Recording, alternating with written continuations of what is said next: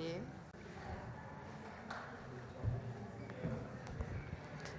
Bueno, antes de iniciar, falleció un gran escritor, Vargas Llosa. Más allá de las diferencias políticas, siempre hay que reconocer la grandeza de un escritor. Entonces vaya nuestro reconocimiento, nuestras palabras y el pésame a sus familiares. Bueno, el día de hoy siéntense, por favor.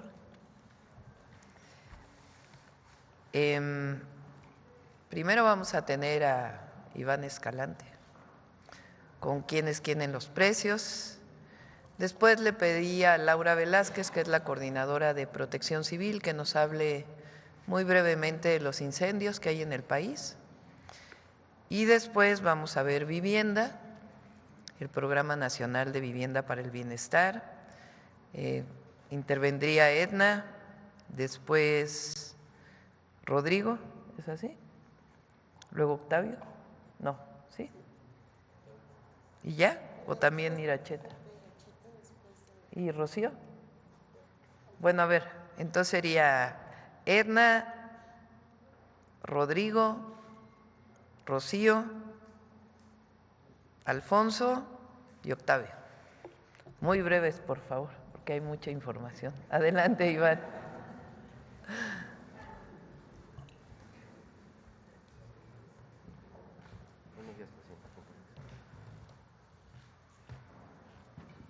Muy buenos días a todas y a todos quienes quieren los precios.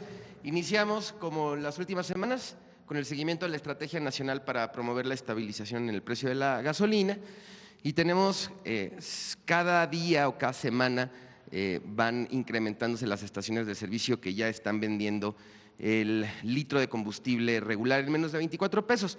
Al viernes de la semana pasada ya tenemos un 82.3% de estaciones que se adhirieron a la estrategia y el precio promedio de la gasolina va disminuyendo y ahora está en 23,65, esto en beneficio de las familias mexicanas. Adelante. En coordinación, tenemos una mesa encabezada por la Secretaría de Energía, instruida por nuestra presidenta, en donde participamos ASEA, Profeco, la Comisión Nacional de Energía, Pemex, SAT, Sedena y la Secretaría de Seguridad. Y en las últimas semanas hemos realizado 6 operativos en Chiapas, Estado de México, Hidalgo, Morelos, Puebla y Querétaro. Aquí todas las instituciones lo que hacemos es revisamos que las estaciones tengan sus permisos actualizados, los impactos ambientales, las medidas de seguridad y que vendan litros completos. Entonces, en estos operativos, prácticamente hace 2 meses iniciamos. La ASEA ha clausurado 34 estaciones de servicio por incumplimientos ambientales y de seguridad y Profeco ha inmovilizado 225 instrumentos por no vender litros completos o por tener también algunos errores y no cumplir con las normas oficiales. Vamos a continuar con estos operativos. Aquí están algunas fotografías. Adelante. Bien. Queremos destacar, así como estamos destacando que el precio de la gasolina, la mayoría de las estaciones están en 24 pesos, también queremos dar esta buena noticia porque va en cumplimiento con lo que ofreció nuestra presidenta en la campaña de no incrementar en términos reales los precios tanto de la canasta básica como de la gasolina. Y aquí se demuestra, en noviembre el precio promedio de la canasta básica estaba en 886 pesos con 45 centavos y a final de marzo está en 845.99, disminuyendo un 4.6% el precio promedio de la canasta básica, que recortamos es esta canasta de 24 productos. Adelante. Bien, en nuestro monitoreo precisamente de la canasta básica, la más barata que encontramos, Bodega Aurrerá Unidad Camino Real en La Paz, Baja California, 748 pesos con 60 centavos palomita. Y la más cara, H-E-B Saltillo República, 1,012,25 en Saltillo, Coahuila, Tache. Continuamos, 3 ciudades, Alcaldía Álvaro Obregón, Ciudad de México, la más barata, La Comer El Olivar, 820,65 palomita. La más cara, Bodega Aurrerá Santa Lucía, 956,90 Tache.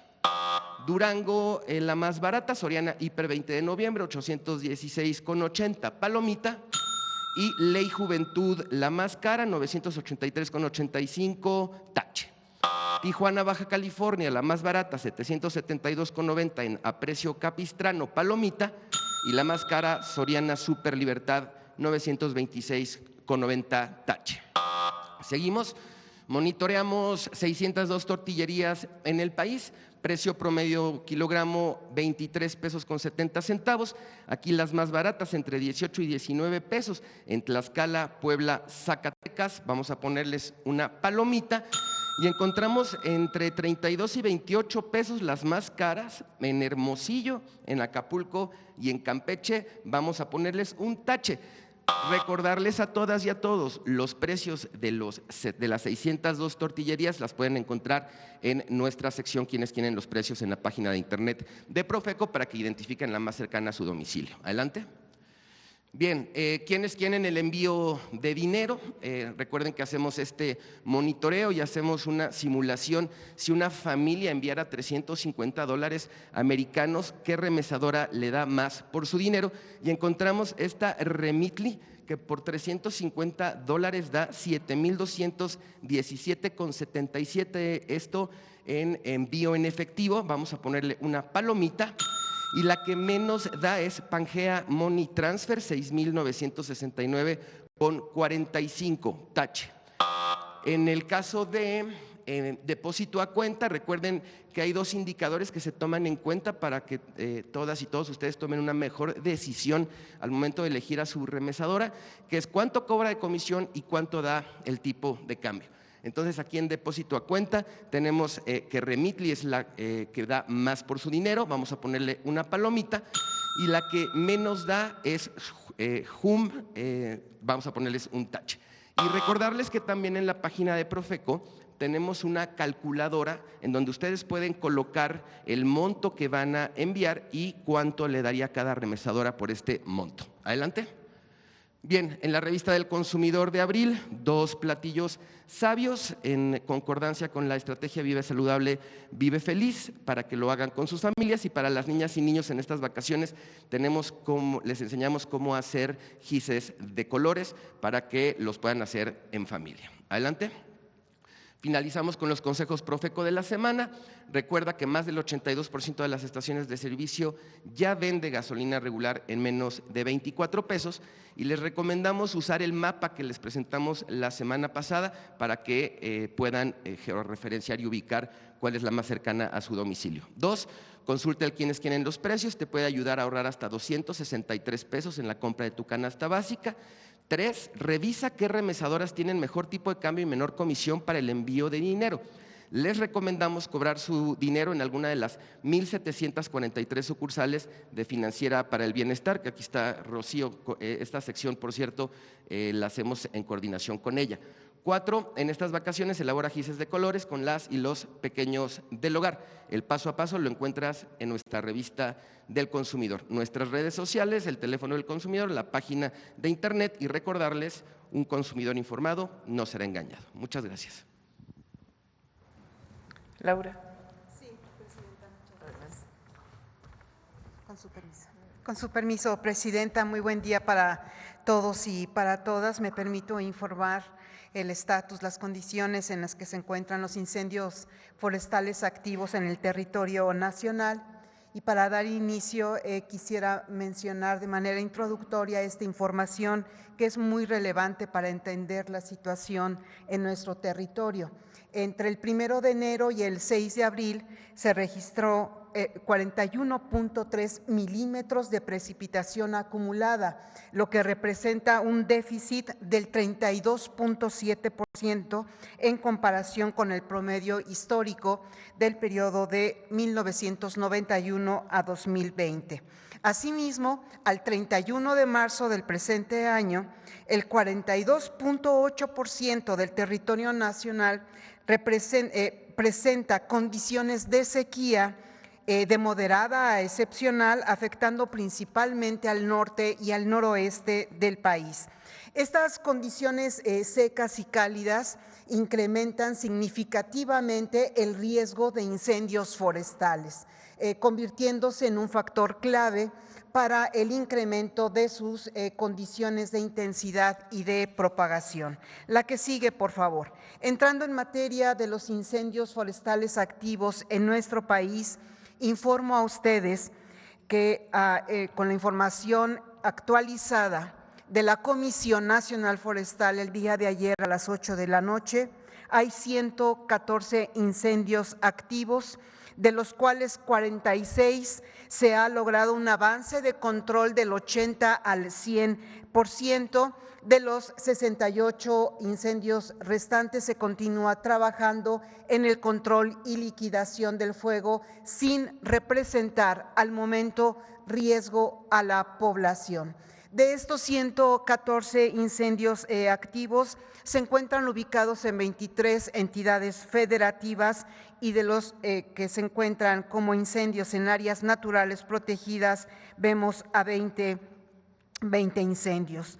Los estados en donde tenemos el mayor número de incendios activos están Chihuahua, Michoacán, Oaxaca, Guerrero y Morelos, en donde más adelante haré referencia. Para combatir estos incendios activos forestales en nuestro país, hay la que sigue, por favor, si son tan amables, 3,978 combatientes de la CONAFOR, de la Defensa, de la Guardia Nacional, de la Marina, de los gobiernos de los estados y de los municipios y de los voluntarios. Es muy importante resaltar que hay 8 aeronaves, 8 helicópteros que nos ayudan a combatir el incendio por vía aérea, resaltando 2 helicópteros de la Defensa y Guardia Nacional que se encuentran ubicados en los estados de Morelos y de San Luis Potosí, y uno más de la Marina en el estado de Oaxaca. Información de la CONAFOR actualizada, 38,405 hectáreas afectadas aproximadamente.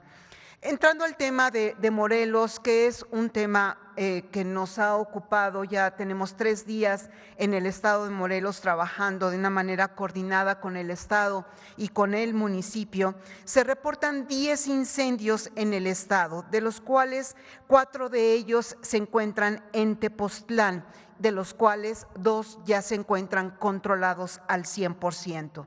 De estos 2, en el kilómetro 63 y Santo Domingo, controlados al 100%, y nos hemos trasladado el centro de mando a la comunidad de Amatlán en Tepoztlán, que es el lugar en donde tenemos ahorita el incendio forestal. Sin embargo, Presidenta, informa a usted y a todos ustedes que ahorita mis compañeros que se encuentran allá de la Defensa, de la Guardia Nacional, del Estado, municipio y de la Coordinación Nacional de Protección Civil me dicen que ya no hay indicios de fuego, solo humo. Habrá un sobrevuelo para identificar en qué condiciones se encuentra este incendio. Y para concluir, Presidenta, compañeras, compañeros, en Tepoztlán estamos trabajando. El incendio más importante está en una comunidad, repito, en Amatlán, en Las Tirolesas.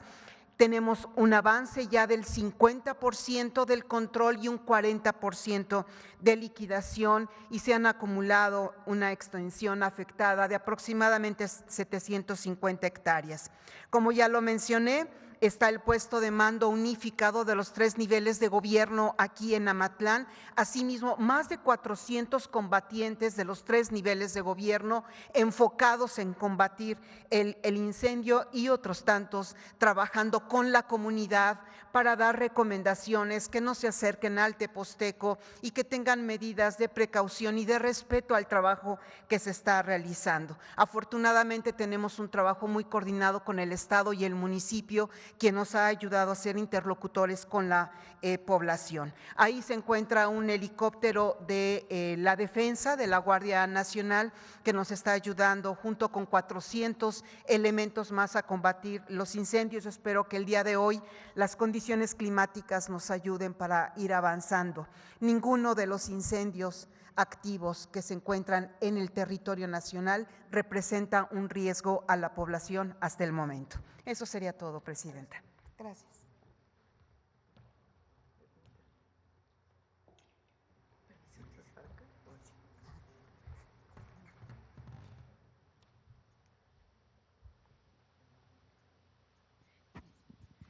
Con su permiso, Presidenta, muy buenos días a todos y todos. A diferencia de Mañaneras del Pueblo pasado, en esta ocasión tenemos mucho gusto de presentarles lo que tiene que ver el programa de Vivienda para el Bienestar, también en el marco del Plan México y las condiciones respecto a las aportaciones que hace este sector en la economía nacional. Adelante, por favor. A partir de estas instrucciones de nuestra presidenta en el sentido de hacer un esfuerzo mayor respecto a la meta para vivienda, bueno, aquí en esta lámina mostramos, originalmente ustedes recordarán, 1 millón de viviendas, 500,000 por parte de Infonavit, 500,000 por parte de la Comisión Nacional de Vivienda y 1 millón de escrituras. A raíz de esta instrucción se hizo un esfuerzo en particular por parte de Infonavit en el sentido de incrementar esta meta a 1,100,000 viviendas nuevas. El tema del mejoramiento y ampliaciones saltó de manera muy importante a 1,550,000 mejoramientos y ampliaciones. Se mantiene 1 millón de escrituras. ¿Qué significa este incremento y en general este programa tan noble? 13.1 millones de personas serán beneficiadas, calculando el promedio nacional de 3.6 personas por hogar. Adelante. En inversión significan 752,000 millones de pesos, una derrama económica de 1.1 billones de pesos en todos estos sectores que intervienen para la construcción de vivienda, 94.4 mil millones de pesos en economías locales.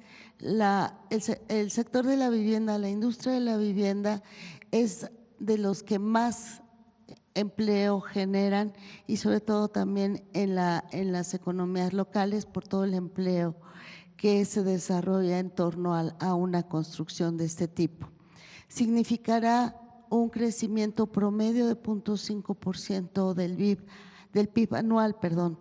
¿Cuáles son las industrias que directamente tendrán un incremento en estos años? La industria del concreto y del cemento se incrementa 32,1 mil millones de pesos en esta industria, que es de las que más, por supuesto, están involucradas en la construcción. En hierro y acero, 26,6 mil millones de pesos, y la red de infraestructura básica. Son de los que mayor impacto tienen, pero en general son 37 ramas de la economía. Se generarán 9.6 millones de empleos directos y 14.4 de empleos indirectos. Adelante.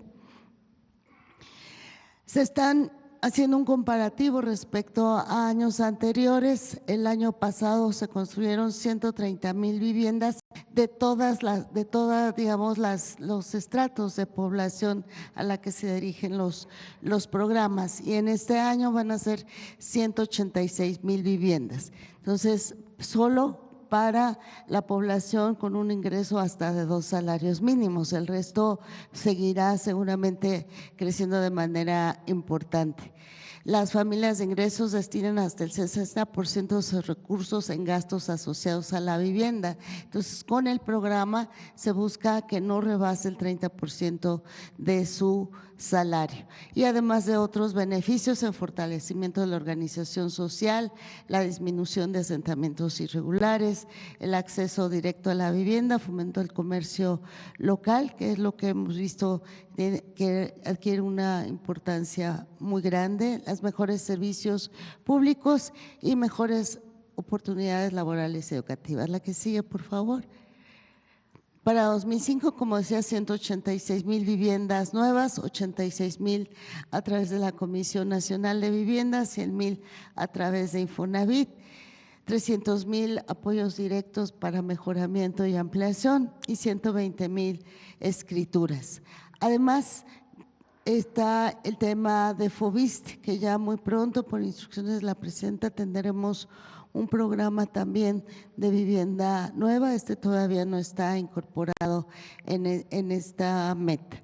La inversión total será de más de 128,000 millones de pesos, conforme lo presenté para los 6 años. Aquí está cómo se expresa para este año en derrama económica: 196,000 millones de pesos a nivel nacional, y a nivel de la economía local 16,1 mil millones de pesos, y lo mismo podemos ver los sectores que tendrán mayor crecimiento. Se generará 1,7 millones de empleos directos y 2,6 de empleos indirectos. Adelante, por favor.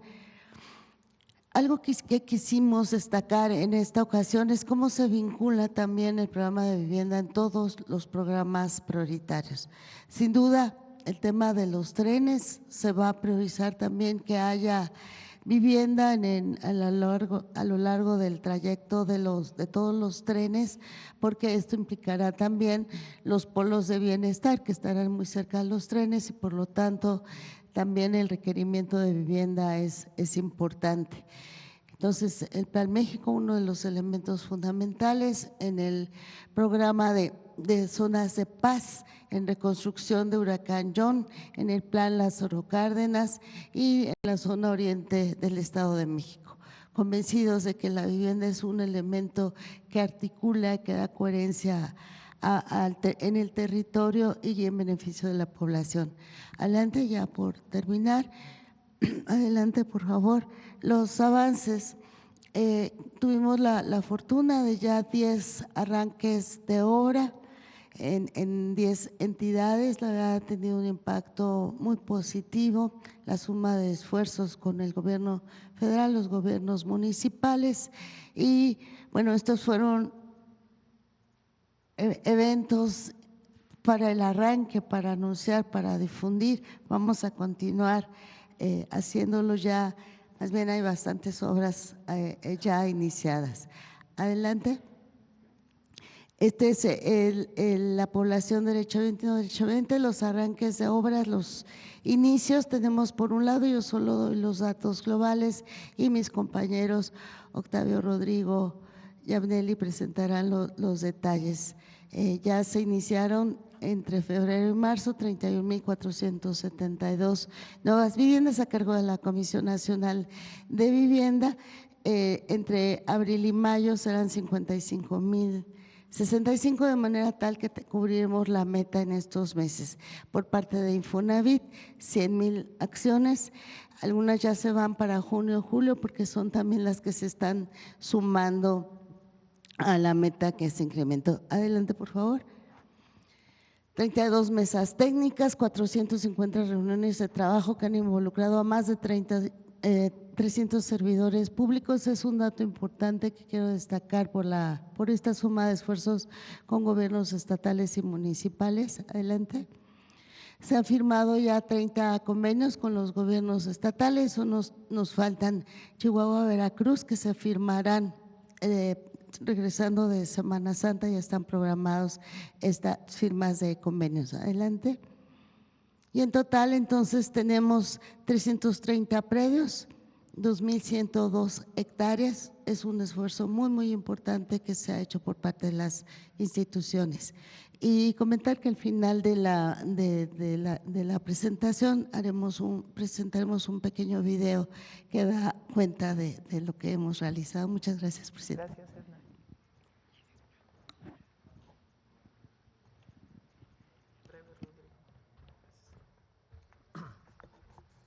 Con su permiso, presidenta. Buenos días a todas y a todos.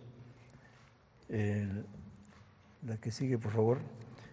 Ya en estas láminas presentamos algunas imágenes de los renders de los edificios que vamos a construir. Ya son diseños que están ya en los proyectos ejecutivos. A la CONAVI, para el sexenio, le tocan 500,000 viviendas y 300,000 mejoramientos.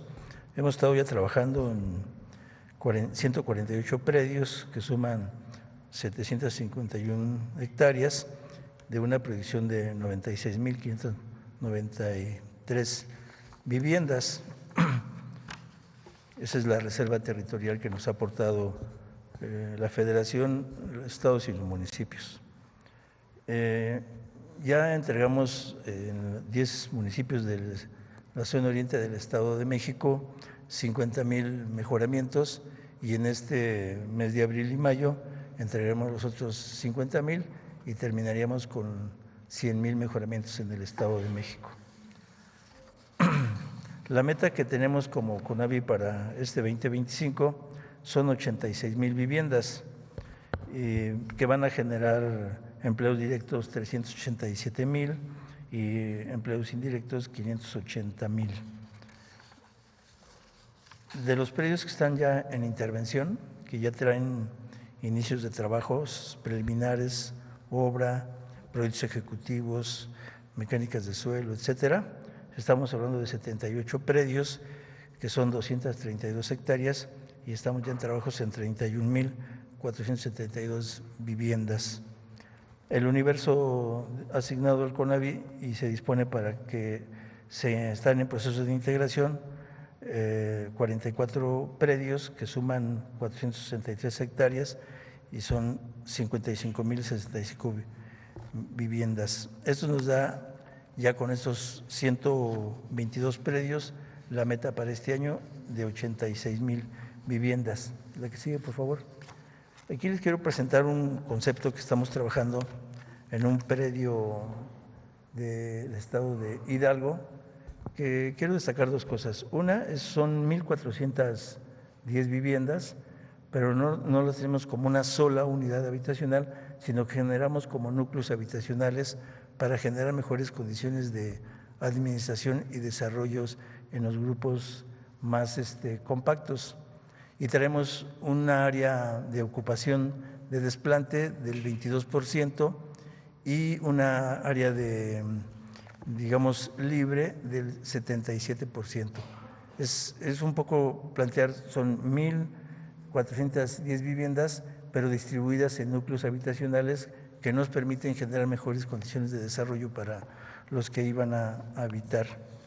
La que sigue, por favor. Les vamos a presentar como diseños que estamos trabajando en Renders, Hidalgo. La que sigue, por favor. Yucatán, que son viviendas de carácter horizontal. La que sigue, por favor. Colima. La que sigue. Puebla. La que sigue, por favor. Y estamos ya trabajando en lo que va a ser la incorporación del padrón a los proyectos de vivienda, que es aquí lo que es importante señalar, que no se dejen sorprender. Estamos todavía en el proceso de obra. Nosotros queremos tener un avance de la obra para poder empezar a generar los padrones de vivienda. Las convocatorias y la difusión serán en zonas de muy alta marginación y alto riesgo. El registro de solicitantes se llevará a cabo en los módulos instalados en los polígonos de atención prioritaria.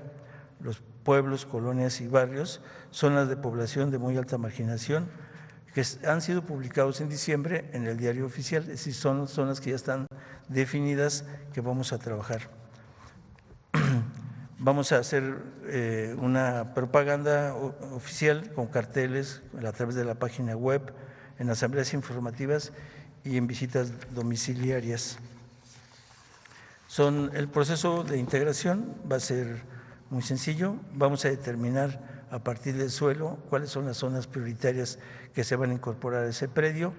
Vamos a hacer la convocatoria y la fusión a través de canales oficiales. Vamos a generar la captación de la demanda y la integración a los proyectos de vivienda. Eso sería todo, Presidenta. Muchas gracias a todos y a todos. Seguía Rocío, creo, ¿no? Para de una vez con lo de los créditos.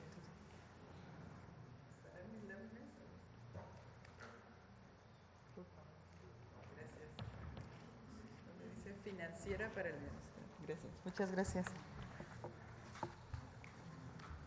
Más adelante. Exacto. Muchísimas gracias, Presidenta, por esta presentación de yo le llamo un programa tan ambicioso de vivienda, más de 1 millón de viviendas en este primer año de la administración. Y como saben ustedes, Financiera para el Bienestar tiene 3 tareas: el envío y la recepción de las remesas, que ya mencionaba acá Iván Escalante, promover el ahorro popular y tercero, colocación de créditos a micro y a pequeñas empresas. Por instrucciones de la presidenta, vamos a apoyar también ahora en el tema de vivienda y tal como vamos a operar, es en la que sigue, por favor, es que firmamos un convenio con la CONAVI. Este convenio nos permite ser el vehículo financiero para que las personas beneficiarias de esas viviendas que se van a construir puedan acceder a un crédito por parte de nosotros. Vamos a firmar una carta compromiso de reembolso con cada una de las personas beneficiarias. Ustedes saben ya las condiciones, es tasa de interés 0 y un plazo de pago hasta de 20 años. Las personas beneficiarias van a poder ir a depositar sus pagos, sus reembolsos a cualquiera de las 1,700 sucursales en todo el país. Y algo muy importante que dice ahí en el punto 5 es que todos los recursos que se vayan depositando van a funcionar como fondo revolvente para construir más viviendas. Y en la que sigue en el tema de vivienda en renta, que también es un concepto pues muy novedoso que arrancó esta administración, es que jóvenes, mujeres puedan acceder a este programa de vivienda en renta. Ahí vamos a actuar de la misma manera, vamos a firmar cartas compromiso con las personas beneficiarias y van a poder ir pagando también cada mes en nuestras sucursales. Esto va a garantizar este fondo revolvente del que ya hablábamos, con la posibilidad de ir construyendo más viviendas también en la modalidad de vivienda en renta. Muchas gracias. Gracias.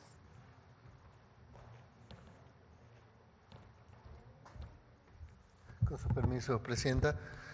Buenos días a todos y todas. Les vamos a presentar los avances que estamos teniendo en materia de regularización de la tenencia de la tierra. La siguiente, por favor. En el marco del Plan México, la regularización tiene impactos económicos muy fuertes en las comunidades en donde les damos la certeza jurídica. Aquí menciono algunas muy brevemente. De forma directa, una vez que una comunidad cuenta con certeza jurídica, con títulos o escrituras, se pueden dar mayores inversiones, tanto públicas como privadas. Desde el lado público, una vez que ya está regularizada una colonia, que ya está reconocida como parte de la zona urbana, pueden llevarse a cabo todo tipo de inversiones públicas para servicios básicos, pavimentación, agua, drenaje, etcétera, pero también para espacios públicos, para parques, para plazas y todo lo que tiene que estar en el entorno urbano. Pero desde el punto de vista privado, también detona un proceso de inversión muy importante. Al tener ya certeza jurídica, es posible impulsar negocios, impulsar todo tipo de actividades económicas que antes están muy limitadas justamente por la falta de certeza del mediano y largo plazo de qué pasa con la propiedad.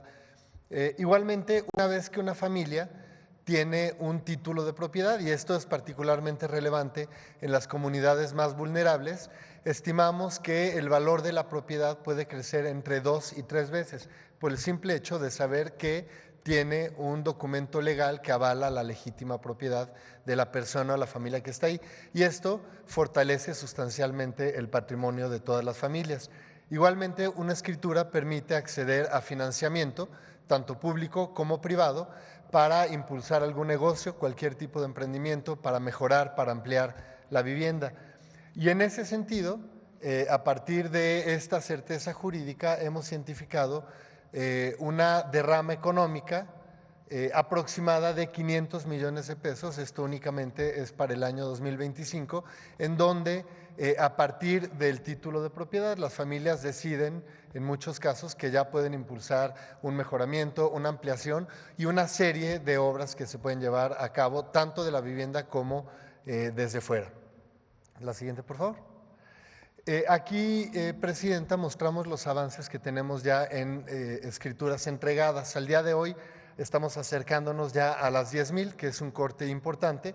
En cada una de estas cifras pueden ver el avance que tenemos en cada uno de los estados. Aquí yo quisiera destacar el caso del Estado de México y de Oaxaca, pero en particularmente del Estado de México, ya que es una de las entidades prioritarias para avanzar en materia de regularización de la tenencia de la tierra. La siguiente.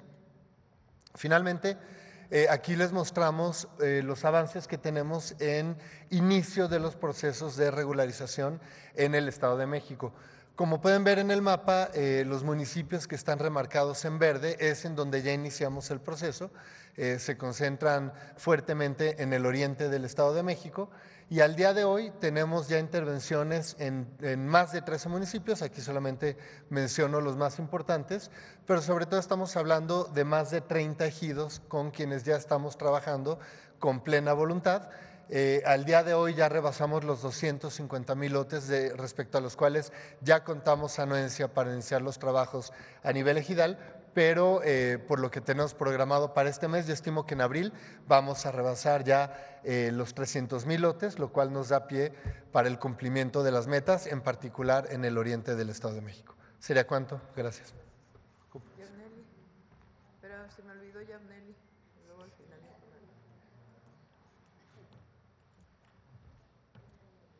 Gracias, presidenta.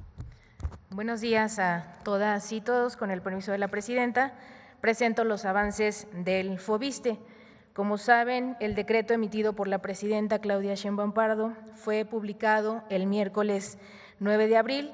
Contiene el programa de apoyo para las personas acreditadas del FOBISTE y pues una muy buena noticia, también ya con los acuerdos de la Junta Directiva del ISSSTE que se publicaron el pasado viernes, a partir del día de hoy comenzamos la aplicación de estos beneficios, mismos que serán retroactivos al 1 de enero, y también decirles que los haremos de manera centralizada, sistemática y desde nuestra plataforma tecnológica. Y aquí quiero comentar ¿en qué consisten estos apoyos? Apoyos a personas jubiladas y pensionadas consiste en la reducción de intereses, en el ajuste en su pago de acuerdo a su ingreso y en las quitas, es decir, el monto que no se alcance a cubrir será eliminado de su crédito para ayudar a las personas pensionadas y jubiladas.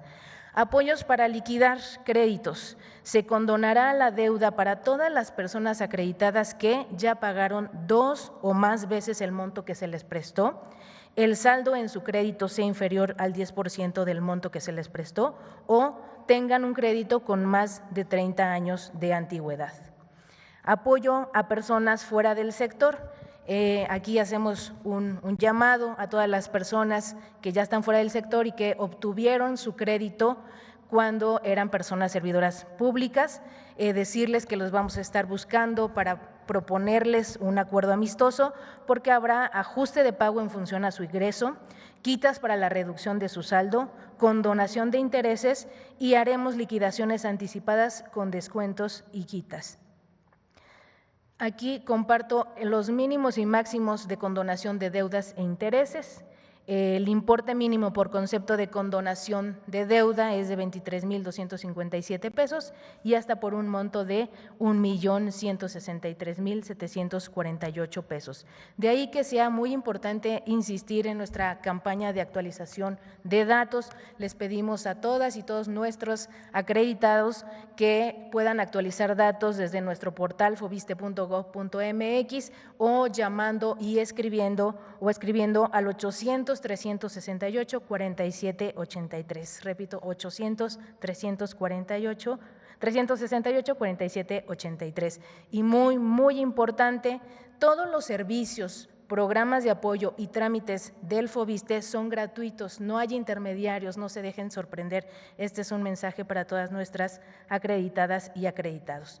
En relación a la vivienda abandonada, el FOBISTE se suma al censo de vivienda abandonada que emprenderá la Secretaría de Bienestar en conjunto con el Infonavit para identificar el número de viviendas que se encuentran en este u otro supuesto. Se trata de hacer un censo, posteriormente un diagnóstico y presentar las soluciones para este universo. La propuesta que estamos haciendo es de revisar 90,000 viviendas del FOBISTE. El día de hoy comienza este censo, ya mi compañero Octavio dará cuenta también de este tema. Y en el marco del Plan México que recientemente presentó nuestra presidenta, el FOBISTE tiene una meta de otorgar 38,000 créditos con una inversión de 37,807 millones de pesos y una generación de empleo de 228,000 directos e indirectos. Y aquí quiero compartir 3 de los créditos que estamos promoviendo, que están dentro del marco de un programa social que redefine justamente la vocación social del FOVISSSTE y es FOVISSSTE Mujeres. Es un crédito que creamos en el marco del Día Internacional de las Mujeres con una tasa preferencial de 2 y 3.5% y es para todas nuestras compañeras servidoras públicas y pensionadas para garantizar el derecho a la vivienda y también a la propiedad. Tenemos el crédito Tú Construyes, que es para incentivar la autoproducción de vivienda con asistencia técnica. Aquí hicimos una simplificación de trámites, quitamos requisitos, hicimos disminución de costos porque quitamos la empresa constructora, la empresa supervisora, la fianza, el seguro de calidad, hay acompañamiento con asistencia técnica y en lugar de 4 administraciones tenemos una sola. Les pedimos a todas las personas acreditados y a toda la derechohabiencia que se puedan inscribir y sumar a este crédito para quienes quieran construir su casa con asistencia técnica y también hacemos un llamado a los asistentes técnicos a que se sumen a la convocatoria para ser parte del equipo del FOVISSSTE. Y tenemos Renovaviste, que es el crédito para mejorar vivienda. Este es un crédito en pesos que se puede pagar de 1 a 3 años para mejorar vivienda y el monto máximo de crédito otorgado es de 208,000 pesos y se puede solicitar hasta 3 veces. Estamos justamente en la transformación del FOVISSSTE, recuperando la vocación social. ¿Es cuándo? Ahora sí, Octavio. Con su permiso, Presidenta. Muy buenos días a todas y a todos. Vamos a hacer un recuento del estado que guarda el Infonavit al día de hoy y hablar un poquito acerca del programa de vivienda de manera breve, Presidenta.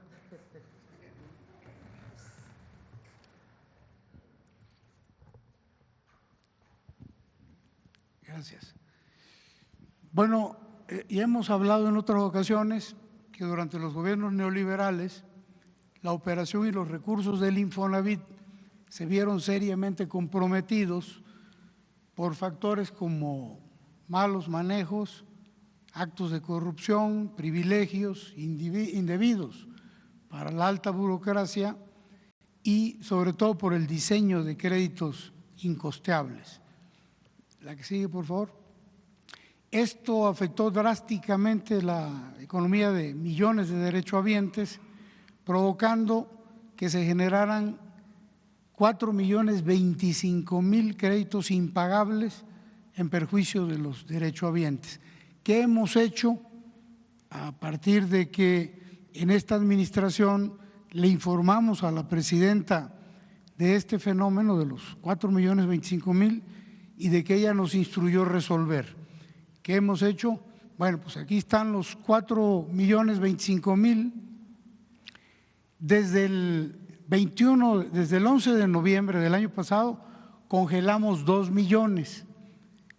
Este año, el 21 de febrero, con la nueva ley del Infonavit, congelamos los otros 2 millones. Si ya están congelados los 4.025.000. Ese congelamiento no resuelve el problema, porque hay mucha gente que tiene muchos años pagando, de manera que hay que darle beneficios adicionales, tales como disminución de interés, disminución de mensualidades y quitas en los saldos.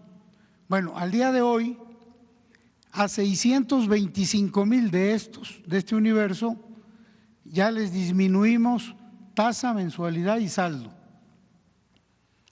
En el mes de mayo se van a sumar 240.000 más que también van a tener beneficios de disminución de tasa de interés, mensualidad y saldo. En julio de este año, entre el día 1 y el 31, se suman 500.000 más. Van a tener una disminución de tasa al 4% y también disminuciones de saldo y mensualidad fija. Y en el último trimestre de este año entrarían, y esto va a durar el último trimestre de este año y los primeros meses del próximo año, 1.700.000, que van a tener disminución de tasa, descuentos al saldo y mensualidades. Todo esto va a ser de manera automática. Van a restar 960,000 derechohabientes que por lo emproblemado de sus asuntos, porque cayeron en cartera vencida, porque tuvieron reestructuraciones, porque ya se complicó, se requiere que acudan a las delegaciones del Infonavit. Esto ya lo están haciendo desde marzo de este año. Entonces, este es el estado que guarda y esperamos que a principios del próximo año los 4.025.000 ya estén en condiciones de poder pagar sus créditos y acceder a sus viviendas. La que sigue. Además de los créditos impagables, estas administraciones neoliberales cometieron innumerables actos de corrupción, la que sigue, fraudes por juicios masivos, aquí se afectaron a 373,000 derechohabientes, fraudes inmobiliarios por ventas sucesivas de vivienda, fraudes contra el ahorro de derechohabientes, fraudes cometidos por coyotes, usando la marca del Infonavit, corrupción de funcionarios del Infonavit, fraudes inmobiliarios donde se usurpaba la identidad de los derechohabientes y fraudes contra las garantías hipotecarias que dejaban los constructores al Infonavit. No solo, en algunos casos dejaban tierras que ya estaban hipotecadas, en otros casos dejaban hasta avionetas que no volaban. Bueno, de todo esto hay 38 denuncias interpuestas y estamos preparando 3.405 que las vamos a ir poniendo de manera sistemática en las próximas semanas. La que sigue, por favor.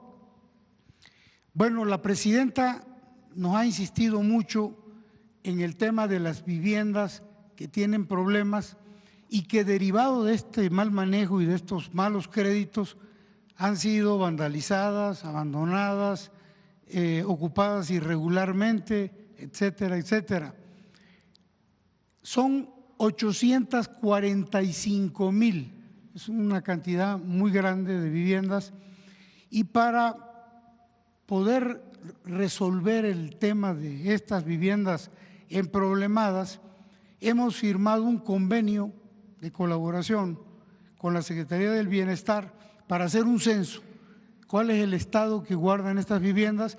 ¿Cuántas hay abandonadas? ¿Cuántas vandalizadas? ¿Cuántas ocupadas irregularmente? En fin, un planteamiento del problema para encontrarle soluciones que van a ser bastantes, más de una. Y bueno, esto nos va a permitir ofrecer la mejor solución. No vamos a desalojar a nadie, se trata de encontrarle soluciones a todas las familias que hoy ocupan estas viviendas. Aquí se va a incluir entre las adicionales a las 845,000, las 90,000 del FOBISTE para tener un panorama absolutamente claro de qué pasa con este tipo de viviendas. La que sigue, por favor.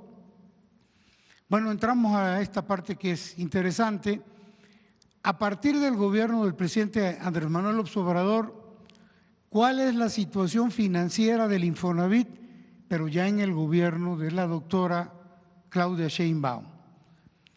Esta gráfica es interesante porque aquí empieza el gobierno del presidente López Obrador, la condición financiera del Infonavit es muy mala, pero la política salarial del presidente López Obrador hizo que el Infonavit tuviera o pasara de vacas flacas a vacas gordas. Cuando él llega, el salario mínimo eran 88 pesos, durante su gobierno se incrementó de manera importante hasta septiembre del 24 el salario mínimo, llegando a 248 pesos.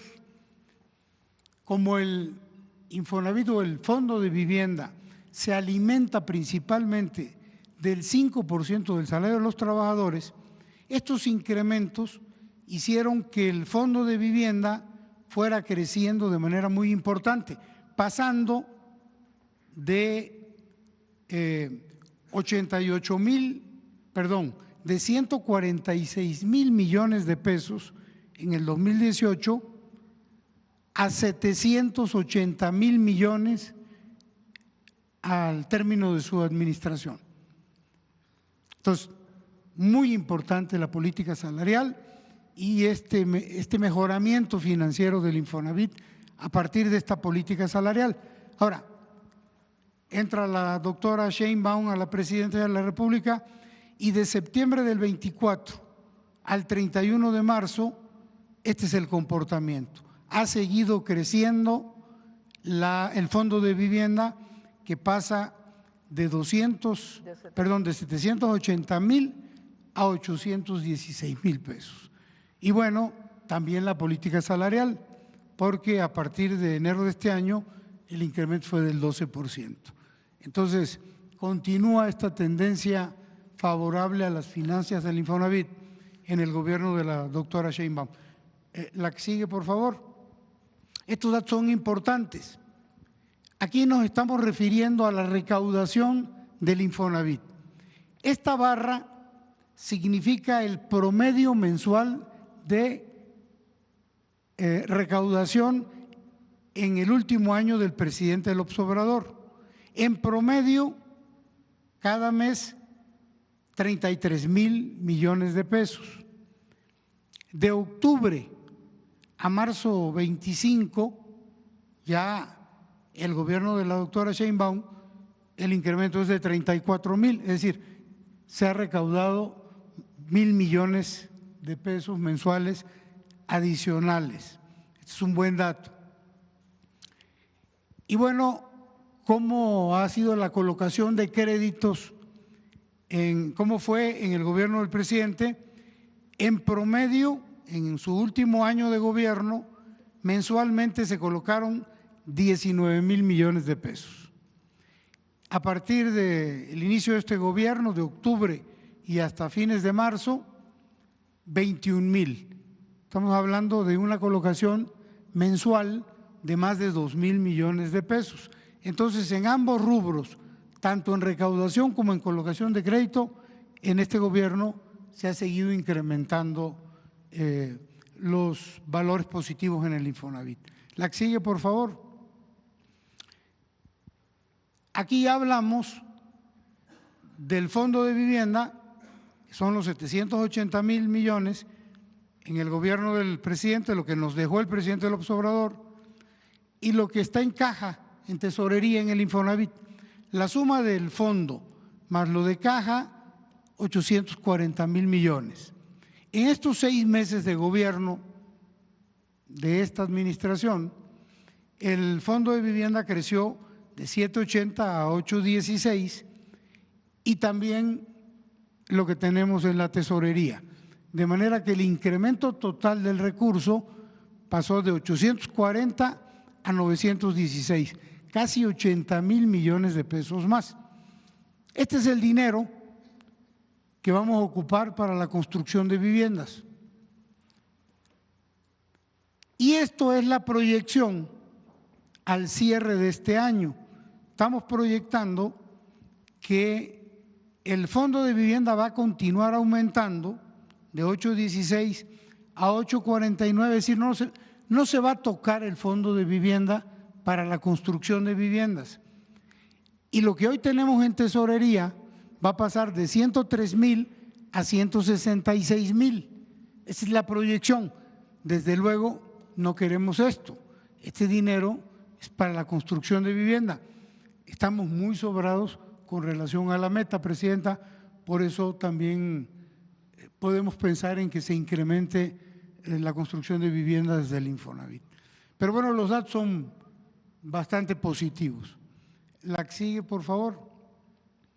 Y ahora ya entraríamos al programa de vivienda, la que sigue. Esto es lo que llevamos en términos de la construcción. Bueno, ya tenemos firmados, mejor dicho, ya iniciamos la construcción desde el pasado, ya no me acuerdo qué día fue, pero tiene 10, 15 días, la construcción de 22,266 viviendas.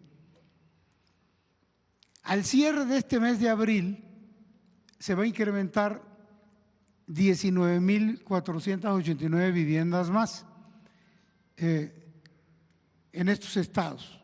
Los que están con rojo ya iniciaron construcción de vivienda. Los que están en verde oscuro, en abril, 19.489 más. En mayo vamos a agregar 9.880 viviendas adicionales. Aquí debió haber sido el color verde bajito, el verde oscuro, nomás que no sé qué pasó, le cambiaron el color, pero bueno, en lugar de este color es el verde bajito, 9.800 viviendas más, de forma tal que a fines de mayo ya habremos iniciado la construcción en 51.600 viviendas, es decir, poquito más de la mitad de lo que tenemos de objetivo en este año. Entonces, creemos que si esto lo conseguimos a finales de mayo, en este año habremos iniciado la construcción de el 100% o un poquito más de vivienda para el caso del Infonavit. Y con esto ya concluimos, para que vean que sí fue breve, y ya nada más tendríamos unos renders, Presidenta, de cuáles serían los proyectos arquitectónicos. Están bastante bonitos.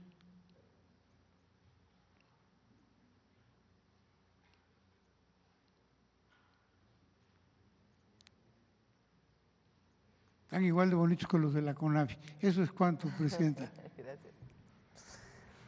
Muy bien, ahora sí vamos a las preguntas. A ver a quién.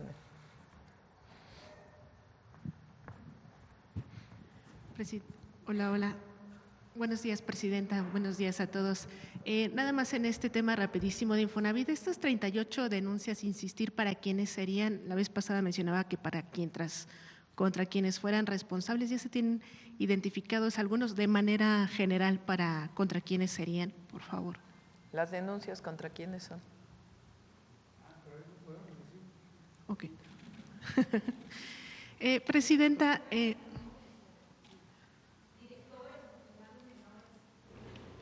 personas involucradas. No, es principalmente para quienes se presentaron aquí en su momento. No recuerdo si me presente Angélica Guerrero del financiero Bloomberg. Presidenta, en los últimos días el secretario de Economía ha mencionado que posiblemente Estados Unidos anuncie por este trato preferencial descuentos arancelarios en el tema de automóviles dependiendo de la marca y el modelo del auto. ¿En qué consistiría esta medida, si es que sí se publica? ¿Y sería una petición del gobierno mexicano de Estados Unidos o un acuerdo que se logró en estas mesas? Hasta ahora recuerden que en el caso de los aranceles automotrices se dividen en dos. Uno es para el vehículo completo que se exporta a los Estados Unidos y otro es para las autopartes. En el caso del vehículo completo, lo que salió publicado es que es el 25% de arancel con un descuento de aquello que se fabrica en Estados Unidos. Recuerden que aquí hemos platicado de muchas partes que van y vienen de uno y otro lado de la frontera. Hasta ahora, pues es lo que se descontaría en el caso del vehículo completo. En el caso de las autopartes, parte de cero el arancel. No, en este momento no hay aranceles, esperando que la Secretaría de Comercio o el Departamento de Comercio de los Estados Unidos ponga un arancel dependiendo del tipo de autoparte. Entonces, hasta ahora eso es lo que tenemos. Hay una comunicación permanente del secretario Ebrard con el secretario Lutnick y ahí se está viendo pues todo este proceso. Además de lo que estamos buscando negociar en acero y aluminio. Pero en marca y modelo mitigaría el impacto sobre los aranceles en México. Vamos a ver, yo no quisiera adelantar. está sobre la mesa y ya se estaría anunciando pronto. Y bajar también a 16%, también mencionaba el secretario de Economía. ¿Se refería, ahí es mi duda, en el tema de automóviles o en el tema de acero y aluminio? ¿Qué se buscará negociar ahí? No quisiera yo mencionar todas las propuestas que estamos haciendo a los Estados Unidos. Vamos a esperar algunos días para ver qué es lo que logramos, si les parece. Presidenta, en otro tema, sabemos que… Obviamente, pues es una disminución importante.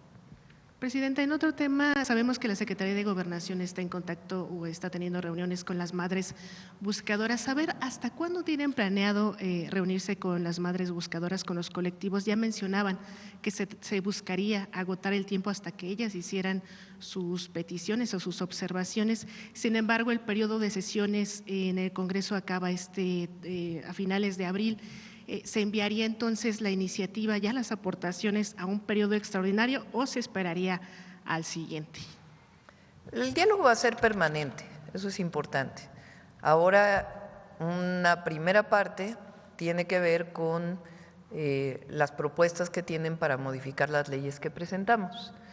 Es probable que no nos dé tiempo de aquí a que termine abril y entonces estaríamos pidiendo un periodo extraordinario al Congreso de la Unión, tanto para las leyes relacionadas con personas desaparecidas y también algunas leyes que tienen que ver, leyes secundarias que tienen que ver con la reforma al Poder Judicial, que todavía se están consensando con todas las instituciones y que vienen marcadas en la reforma constitucional. Perdón, para que el 1 de septiembre que entra el nuevo Poder Judicial ya entre con todas las reformas a las leyes secundarias. Presidenta, ¿qué le ha informado la Secretaría de Gobernación? ¿Están de acuerdo hasta ahora con las iniciativas que usted ha planteado? ¿Hay aportación, hay coincidencias o diferencias? Sí, hay muchas coincidencias, dependiendo de cada colectivo, obviamente, pero hay muchas coincidencias y hay además algunas propuestas adicionales. Doctora, el fin de semana quería preguntarle, sobre todo conocer su reflexión acerca de lo que sucedió el sábado en una feria de Texcoco. Conocer su reflexión, y bien ya sabemos que usted presentó una iniciativa de México Canta para evitar la apología del delito. Aquí se recalcó en la mañanera incluso que no se prohibiría, no es el objetivo prohibir el contenido de la violencia, ¿no? Pero hay estados que ya han planteado esta iniciativa para prohibir pues estos contenidos en espacios públicos. ¿Cuál es su opinión, Presidenta? Bueno, en el caso de Texcoco, pues obviamente condenar lo que ocurrió, esta violencia que se generó después de que un grupo se negó a cantar una serie de corridos, de canciones, no sé qué género musicales. Segundo, hay municipios que han decidido prohibir. ¿Cuál es nuestra posición? Nosotros creemos que tiene que ser se tiene que ir construyendo en la sociedad una negativa a los contenidos que hacen apología de la violencia o de las drogas o de la misoginia. No es, a veces cuando se prohíbe sin que haya un proceso, igual se siguen cantando a pesar de que o no se entiende por qué se prohibió. Entonces, nuestra posición personal, más allá de lo que haga cada municipio o cada estado de la República, es ir construyendo pues este consenso social de que no se debe hacer apología de la violencia. Nos referimos a las canciones, pero también a las series de televisión, a todo lo que se ha construido a partir de la apología del narcotráfico, como si acercarse a un grupo delictivo de la delincuencia organizada fuera una opción de vida para los jóvenes. Nosotros lo que tenemos es que ir construyendo, pues es esta conciencia colectiva de que no es una opción de vida para los jóvenes y que no tiene que hacerse apología de un grupo delictivo que se dedica o a la venta de droga o a otra acción ilegal y que se vincula con la violencia. Entonces esa es nuestra posición y bueno, ya depende de cada municipio, de cada estado, pero nosotros vamos a seguir con esto. Y bueno, más allá de condenar el hecho, lo cierto es que se abre una buena discusión en el país. Se discute esto que antes no se discutía, no se ponía sobre la mesa, era algo normalizado. Entonces, no prohibimos un género musical, pues eso sería absurdo. Lo que estamos planteando es que las letras no hagan apología de las drogas, de la violencia contra las mujeres o de ver a una mujer como un objeto sexual. Todo esto es parte de lo que queremos que se haga una conciencia social en nuestro país y que poco a poco deje de construirse pues los corridos tumbados, las bandas, etcétera, vinculados con estos temas. Y ya por último, Presidenta, voy a leerlo para no caer en imprecisiones. El Comité de Naciones Unidas sobre Trabajadores Migratorios mencionó que emitirá recomendaciones a México, ello dicen, ante la falta de respuestas para atender las desapariciones y muertes de migrantes que cruzan al país. Es desde 2010 a la fecha. ¿Cuál es su opinión, Presidenta, y qué responderá el gobierno? El día de hoy nos informó el secretario de Relaciones Exteriores que de este comité, de hecho hay un reconocimiento a la política migratoria de México y en todo caso hay dudas, no sé si tienen la portada dice expertos del Comité para la Protección, esto es de 8 de abril del 2025, porque hubo notas en los medios que dijeron esto de la recomendación. Pero esto es lo que salió. Expertos del Comité para la Protección de los Derechos de todos los trabajadores migrantes y miembros de sus familias felicitan a México por su postura mundial a favor de la migración y plantean preguntas, muy distinto a una recomendación. Están solicitando mayor información sobre el tratamiento de menores no acompañados y la asistencia a los mexicanos en el extranjero en los Estados Unidos. Así fue el planteamiento que hizo esta comisión y se le van a contestar a las preguntas que está haciendo.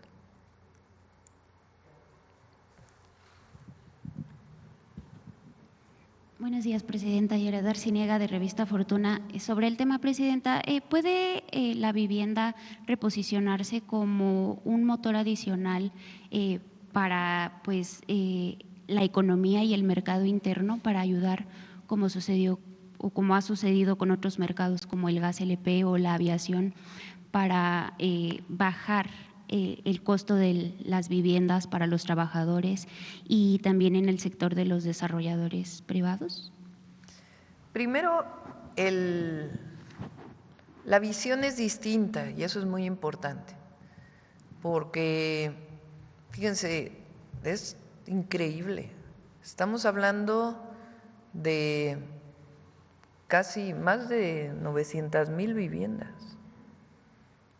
abandonadas, entre comillas, porque algunas están abandonadas, otras están ocupadas por quienes no pidieron los créditos, otras pues están en distintas condiciones, por eso se está haciendo el censo. ¿Por qué ocurrió esto? Pues porque se vio la vivienda como un negocio, los créditos del Infonavit como negocio, los créditos de Foviste como negocio, o los créditos inmobiliarios de otro tipo también como negocio. Se construyeron estas viviendas alejadas de los centros de población, sin servicios, algunas de 35 metros cuadrados. Entonces, esa era la política de antes. Nuestra visión es que el acceso a la vivienda es un derecho del pueblo de México. es un derecho de los trabajadores, de las trabajadoras, es un derecho de aquellos que no tienen seguridad social. Es un derecho tener acceso a la vivienda. Y así estamos construyendo, o se están construyendo ya, viviendas de 60 metros cuadrados como mínimo, y además para aquellos que tienen 1 o 2 salarios mínimos de ingreso. Para quienes son derechohabientes de FOVISSSTE y de Infonavit, a través de los créditos o a través de las viviendas del Infonavit que ya se están construyendo. Recuerden que la modificación a la ley permite que ahora Infonavit construya viviendas, no solo de crédito, y estamos buscando lo mismo para FOVISSSTE. Entonces, eso es algo muy importante. Lugares cercanos a la población, de 60 metros cuadrados, viviendas dignas para todos los derechohabientes. En el caso de los no derechohabientes, se da un crédito a partir de la Financiera del Bienestar. Ese crédito es a 0% de interés y es también para aquellos que tienen 1 o 2 salarios mínimos. Entonces son 1.100.000 viviendas para los que menos tienen. Eso es una visión completamente distinta como acceso a un derecho que hoy está en la Constitución. Segundo, la construcción es uno de los sectores pues que más impulsa la economía. Entonces, al desarrollar este programa, pues evidentemente se impulsa el empleo. Al impulsarse el empleo y todo lo que está asociado a la construcción de una vivienda, pues genera desarrollo económico, porque no solo es crecimiento, es desarrollo económico con bienestar. Entonces, sí tiene una parte muy importante. Ahora, además se dan créditos, o sea, además del 1.100.000 viviendas se dan créditos. Esos créditos pues ya son para que quien no tiene 1 o 2 salarios mínimos, o también, o para quien tiene derecho a una vivienda y que tiene un salario mayor. Entonces sí es muy importante este programa para impulsar la economía. Muchas gracias, presidenta. En otro tema, será el próximo 7 de mayo cuando los banqueros mexicanos se reúnan en su tradicional convención en Nuevo Vallarta. Saber si está confirmada su participación en esta reunión y también si puede detallarnos un poco más sobre la encomienda que le hizo al secretario de Hacienda, Edgar Amador, sobre la importancia que tiene que la banca otorgue créditos competitivos a pequeñas y medianas empresas para poder construir pues las cadenas de suministro que necesita la economía en México. También saber cuál será o cuál sería su mensaje a los banqueros que pues siguen registrando ganancias pues mayores y también que también registran altos niveles de concentración de mercado y baja competencia. Sí, voy a ir a la convención. Le encargamos a Edgar que busque junto con los bancos, tanto de desarrollo como banca comercial, que bajen las tasas. O sea, con todo y que Banco de México bajó la tasa, de todas maneras el acceso a un crédito para una pequeña, una mediana empresa sigue siendo muy complejo. Entonces, también para dinamizar la economía, obviamente sin riesgos, pues es que se bajen las tasas de interés. Entonces, esa es una parte importante de lo que estamos pidiéndole al secretario de Hacienda que platique con la banca. Muchas gracias, presidenta. En otro tema, presidenta, fue en mayo de 2023 cuando el presidente López Obrador dio a conocer durante una conferencia matutina la contratación por órdenes de la ministra Norma Piña de la economista María Fernanda Casanueva como secretaria ejecutiva de Administración de la Suprema Corte de Justicia de la Nación. Es importante mencionar que Casanueva también fue directora general del Secretariado Ejecutivo del Sistema Nacional de Seguridad Pública de 2009 a 2011, cuando Genaro García Luna era secretario de Seguridad. De esta forma, Casanueva ha sido responsable de adquisiciones y de la administración del presupuesto del Consejo de la Judicatura por más de 70,000 millones de pesos, Presidenta. En Revista Fortuna tuvimos acceso a información sobre recientes procesos de contratación para el Poder Judicial que deben realizarse de manera abierta y transparente, pero no está sucediendo así, Presidenta. En Fortuna tuvimos acceso a información que confirmaría que Casanueva y sus asesores están incumpliendo acuerdos de la Comisión de Administración del Consejo de la Judicatura Federal, pues ya que o aún que por observaciones de los consejeros, los estudios de mercado no pueden encargarlos a empresas para que los hagan en su totalidad y esas mismas empresas participen en los procesos de contratación, porque pues no es lo adecuado y no resulta, bueno, resulta inoperante, pero sobre todo sin transparencia. De hecho, en las últimas semanas, Presidenta, al menos un proceso de contratación fue cancelado porque no se hizo como la señora Casanueva lo pide. El caso ya generó preocupación de algunos consejeros del Pleno del Consejo de la Judicatura. Sabemos que estamos en medio de pues una necesidad. A ver, ¿cómo fue el caso? Sí. Platícanoslo bien. Sí, la secretaria y su equipo están incumpliendo. ¿La Secretaría acuerdos. del Consejo de la Judicatura? No. La secretaria que es de la Corte. Ajá, de la Suprema Corte de Justicia, es directora, secretaria ejecutiva de la Administración de la Suprema Corte de Justicia de la Nación. Ella y su equipo están incumpliendo acuerdos de la Comisión de Administración del Consejo de la Judicatura Federal, ya que aun cuando observaciones de los consejeros, pues los estudios de mercado no pueden ser encargados a las empresas y pues que estas mismas empresas sean las que participen en las contrataciones. Está muy bueno. Sí. Tu información, muy interesante. De hecho, en las últimas semanas se canceló una contratación porque no se está haciendo como ella lo pide. Si bien estamos en medio de una renovación del Poder Judicial, Presidenta, ¿qué podemos esperar los mexicanos de pues la rendición de cuentas de estos funcionarios que cuando la reforma judicial se lleve… de los fideicomisos, cuando ese es un mandato de la Constitución, de la reforma al Poder Judicial. Estos funcionarios, cuando la elección a los ministros se lleve a cabo, Presidenta, estos funcionarios ¿qué podemos esperar? Que rindan cuentas sobre estos… No, pues tiene que hacerse una revisión, una auditoría.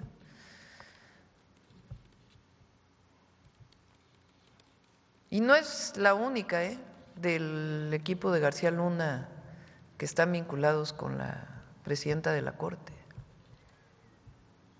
Le vamos a pedir a la consejera jurídica que nos haga una revisión y lo presentamos aquí. Y esta denuncia que estás haciendo la revisamos. Muchas gracias, Presidenta. Si es necesario, le damos la información. Por favor. Muchas gracias. Y ya por último, Presidenta, muy brevemente… lo bueno es que ya va a haber elección el 1 de junio. Y en 1 de septiembre, pues va a haber un nuevo Poder Judicial. ¿Y se garantizará la rendición de cuentas de estos funcionarios? Tiene que. Todo servidor público tiene que rendir cuentas. Son 70,000 millones de pesos a los que ella ha tenido administración y… Pues control. Ahora va a haber, ¿cómo se llama lo que va a sustituir al Consejo de la Judicatura? El Tribunal de Justicia Administrativa, de Disciplina Judicial, Tribunal de Disciplina Judicial. Muchas gracias, Presidenta. Ya por último, brevemente, a propósito de la competencia, ¿podría comentarnos cómo va el proceso para el proyecto, para el proyecto de la ley que permitirá la creación de la Agencia Antimonopolio o la Agencia Nacional de Competencia y Bienestar Económico? Porque me parece que el legislador Alfonso Ramírez Esa Cuellar… sí la queremos que se apruebe este periodo, a más tardar se envía el lunes de la próxima semana. Queremos simplificar no solamente es pues un cambio de visión, sino simplificar y que no sea tan oneroso la Comisión Antimonopolio, que sustituya a la COFESE y parte del IFETEL. Entonces, se está todavía haciendo una revisión esta semana y a más tardar el lunes se presentaría. Muchas gracias, presidenta. Gracias. A ver acá y luego acá. Vamos primero al lado derecho y luego a la izquierda. Buenos días a todas y a todos. Buenos días, presidenta. Bueno, a mí me gustaría preguntarles sobre el tema de la CENTE, que está anunciando un paro nacional para el 15 de mayo y además un plantón nuevamente aquí en el Zócalo. Saber qué acercamiento han tenido con la coordinadora, presidenta, y bueno, están exigiendo esta derogación de la ley de 2007. Usted ya ha hecho algunos decretos que los benefician, pero bueno, ellos insisten en este paro. ¿Qué van a hacer? Y sobre todo, pues si tienen algo previsto para este plantón en el Zócalo, que ya ha ocurrido en el pasado y que además pues ha afectado también mucho el comercio en la zona. Sí, se está dialogando con ellos, dialogando en los estados también, porque hay algunas demandas que tienen a nivel estatal. Yo les recuerdo a las maestras y a los maestros que, a diferencia del pasado, que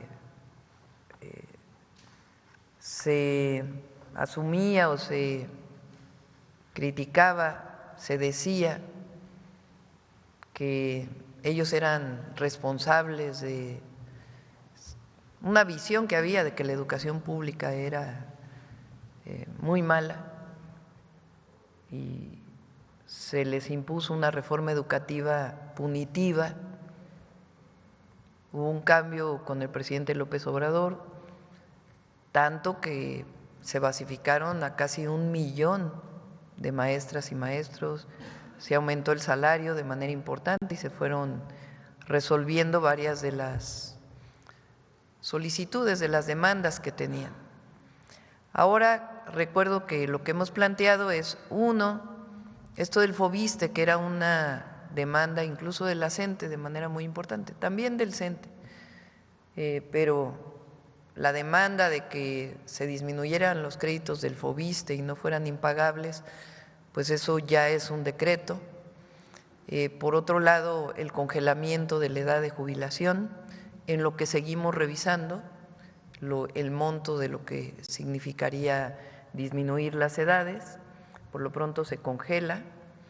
También hemos planteado que el Fondo de Pensiones para el Bienestar está garantizado, que es para todos aquellos que tienen la cuenta individual, se pueden jubilar con el monto que tenían previo, con el salario que tenían previo a la edad de jubilación, si este es hasta el salario medio del IMSS, y en el caso de que sea mayor, en algunos casos se pueden jubilar con todo el salario, y también en el caso de la discusión sobre algo que se hizo en la reforma o el cambio a la reforma educativa del 2019, que todavía los maestros no están muy de acuerdo, que es la llamada UCICAM, que es una manera de definir la carrera magisterial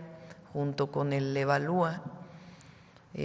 Lo que estamos planteando es que no sea nada más en las reuniones con la CENTE o con el CENTE, con las cúpulas sindicales, que decidamos eso, sino que nos vayamos a platicarlo con las maestras y los maestros escuela por escuela, para saber qué es lo que más les afecta a los maestros y qué es lo que ellos quieren. Y a partir de eso, lo que quieran las maestras y los maestros, se hace la modificación. Eso es lo que hasta la fecha hemos estado planteando, lo estamos difundiendo para que las maestras y los maestros lo conozcan y seguir dialogando con ellos. Hay temas que pues no hay el suficiente presupuesto para poder cumplir con todas las demandas, pero se hace hasta lo que se puede, hasta donde se puede, como diría Juárez,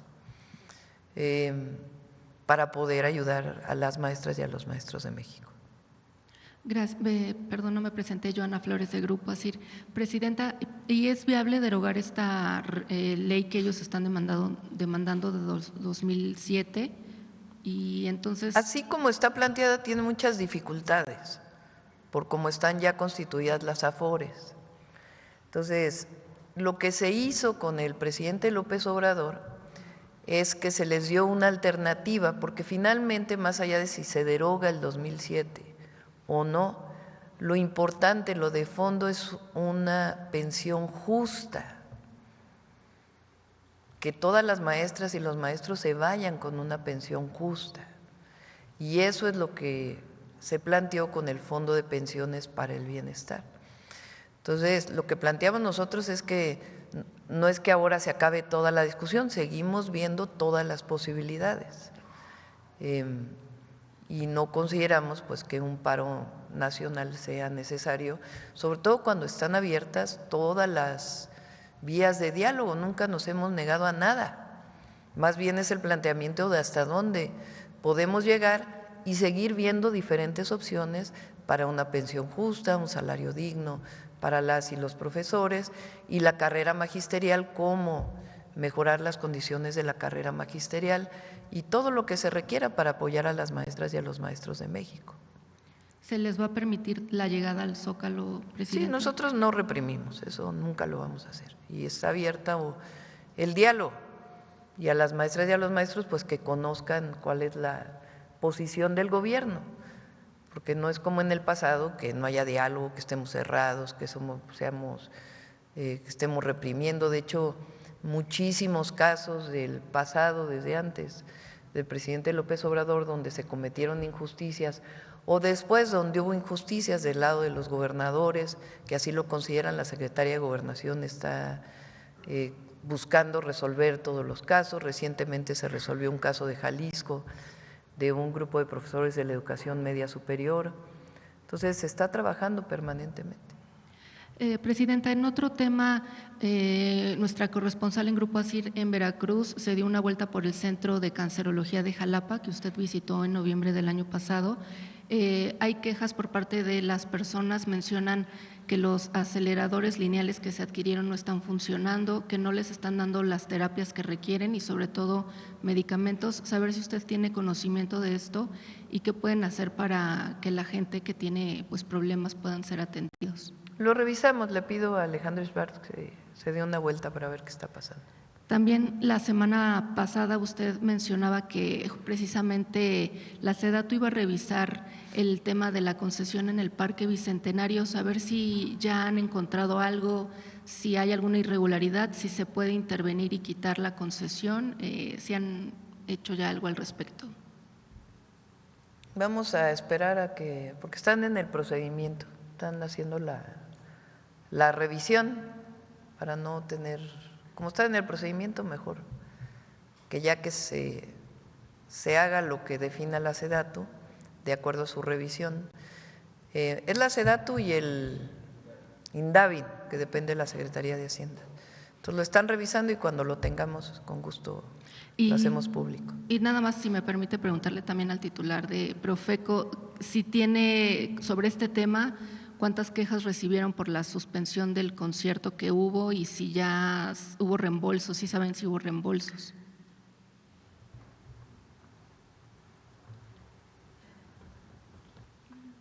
Muchas gracias. Buenos días. No ha habido ninguna queja porque todavía está la ventana de reembolso abierta. Lo que sucedió fue que, como es un evento organizado en un lugar diferente al que administra la boletera es boletera, también organiza y también tiene concesiones. En este caso no es así, entonces es una empresa la boletera, es otra empresa quien tiene la concesión del espacio y es otra empresa que organiza el evento. Entonces los boletos se distribuyen entre estas partes. Entonces en internet los responsables de la devolución es la boletera. En los lugares que opera la boletera físicos como taquillas de estos lugares también, pero en el caso del Bicentenario es el Parque Bicentenario y los trabajadores de la empresa que tiene la concesión quienes tienen que devolver los boletos. Entonces el proceso inició bien, el único lugar en donde no había iniciado la devolución fue el Bicentenario porque tenían la suspensión del gobierno de la Ciudad de México. Entonces, hablamos por teléfono con la gente del INDAVI y con la gente de la Ciudad de México para decirles, oigan, ya está abierta la ventana de devolución, pueden hacer un espacio que permita la ley para que los trabajadores puedan entrar a la taquilla del Bicentenario para iniciar el proceso. Entonces ya empezó, fue a partir del 9 del 9 pasado, y así se van a tener que seguir por lo menos 2 meses para la devolución. Entonces vamos a estar muy pendientes y hacer el llamado a quienes no les hayan devuelto sus boletos, que nos contacten y de inmediato los atendemos. Gracias. Okay, muchas gracias. Buenos días. Gracias. Vamos por acá ahora. Bueno, aquí, breves para que… Ya vamos. Buenos días, presidenta. Buenos días, servidores públicos, funcionarios, funcionarias. Buenos días a todas y todos. Sósimo Camacho, de Luces del Siglo y del programa Luces Mañaneras. Presidenta, hace algunos días aquí se presentó un programa para impulsar la producción en el campo mexicano, muy interesante, sobre todo lo que tiene que ver con la distribución a través de las tiendas del bienestar, el impulso no solamente a la producción de maíz y de frijol, sino de miel, de cacao, de café. Sin embargo, presidenta, generó ciertas dudas el que algunas de las metas de producción, por ejemplo, de maíz y de frijol, que incluso son las más altas para el actual sexenio, es decir, de 2030, resultan inferiores a lo que ya se alcanzó en el sexenio de Andrés Manuel López Obrador. De manera concreta, se espera que haya 25 millones de toneladas de producción de maíz en 2030, cuando ya en 2023 tuvimos 27.5. También en el asunto del propio… Es maíz blanco, ¿eh? Sí, de maíz blanco. Y en ese sentido, la duda… Pero yo creo que ahí traes el dato equivocado. Si quieres le decimos al doctor Verdeguer que nos pueda dar toda la información. Sí, claro, se puede revisar precisamente porque es pública toda la producción que se ha generado en este sentido. Y el asunto es de que seguimos importando pues de manera muy importante pues tanto maíz como frijol, sobre todo maíz desde Estados Unidos, y eso pues parecería que posterga la intención de generar la autosuficiencia y posteriormente la soberanía alimentaria. Por eso era la duda de preguntarle sobre si con esto considera usted que estamos en vías, en camino precisamente de alcanzar la soberanía y la autosuficiencia. Sí, en maíz lo que se importa es el maíz amarillo para la alimentación principalmente de animales, de ganado. El maíz blanco, nuestro objetivo es que haya suficiente maíz blanco para consumo humano y que no sea transgénico. Este año, si no hiciéramos nada, podría llegarse a 20 millones, 20 mil millones. Bueno, a ver cuánto es, a ver si tienen ahí la presentación de maíz, 21.3 y 25. A ver si les manda lo de los años pasados para que lo podamos ver. De frijol de 730 a 1.2 millones, 1.2 toneladas, 1.2 millones de toneladas, 1.200.000 toneladas. Entonces estamos hablando principalmente de maíz blanco, que somos autosuficientes. Lo que ha pasado es que justamente, a ver si ponen la gráfica que puso Laura cuando informó lo de la sequía, la primera.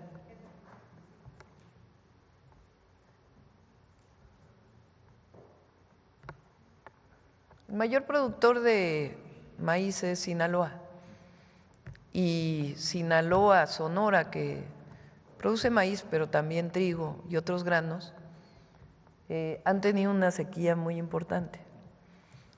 Entonces, si ustedes ven, pues la sequía principalmente está en Sonora, Chihuahua, Coahuila, una parte, Durango, Sinaloa. Entonces, la sequía ha provocado pues una disminución de la producción de maíz. Entonces, ahora lo que vamos a hacer es, además de apoyar la tecnificación de todas estas zonas, aumentar la producción de maíz en el sur-sureste de México, porque ahí hay agua.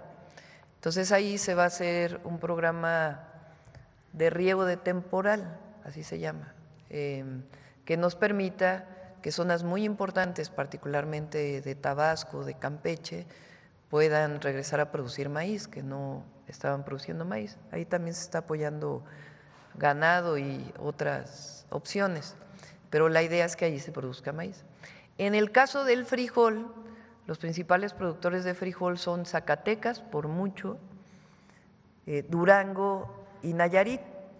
Entonces ahí es donde principalmente se va a aumentar la producción, a través también del apoyo a la tecnificación del riego y de semilla mejorada que se va a producir a través de la nueva productora de semilla del bienestar que está ahí en Zacatecas.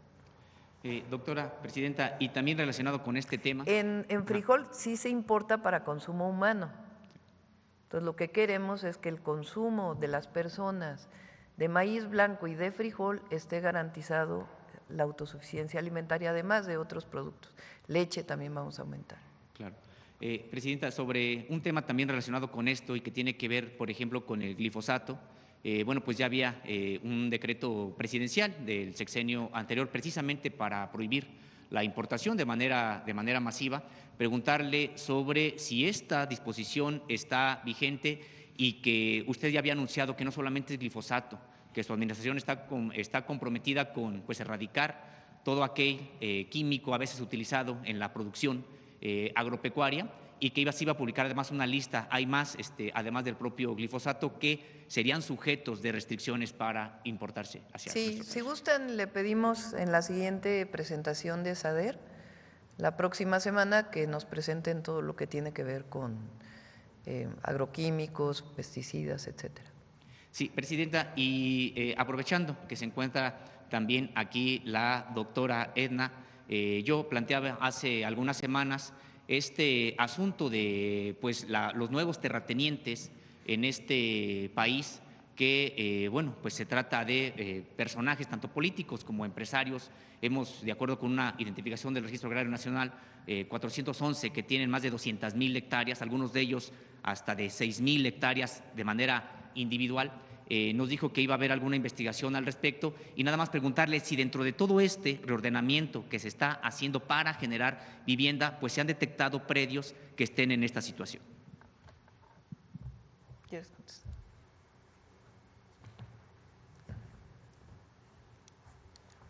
Respecto al primer punto, buenos días, hemos avanzado muchísimo. Efectivamente hay datos que nos muestran el lamentable acaparamiento de tierra en distintas zonas. Sin embargo, queremos también ser muy cautelosos porque involucra a ejidatarios comuneros y no queremos afectarlos. Entonces, estamos haciendo esta investigación, este trabajo que se inició en años pasados con el Registro Agrario Nacional y queremos presentárselo a la Presidenta para tomar medidas muy contundentes, pero sobre una base sólida y no especulación, porque también es cierto que hay mucha especulación en la información.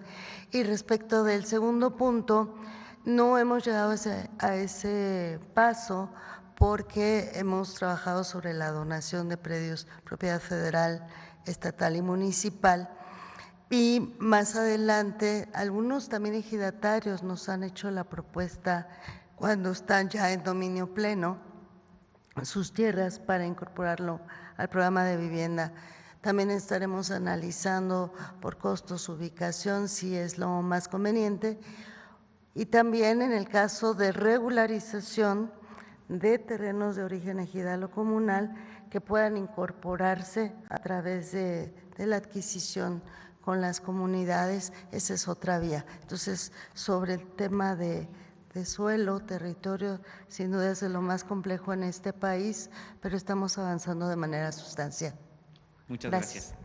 Presidenta, finalmente, bueno, pues tuvo lugar precisamente elecciones el día de ayer en Ecuador, donde, bueno, pues hay quien se asume ganador y también quien no reconoce, pues, este proceso por las irregularidades que se presentaron. Si tiene algún comentario sobre este proceso en un pueblo hermano como el ecuatoriano el día de ayer.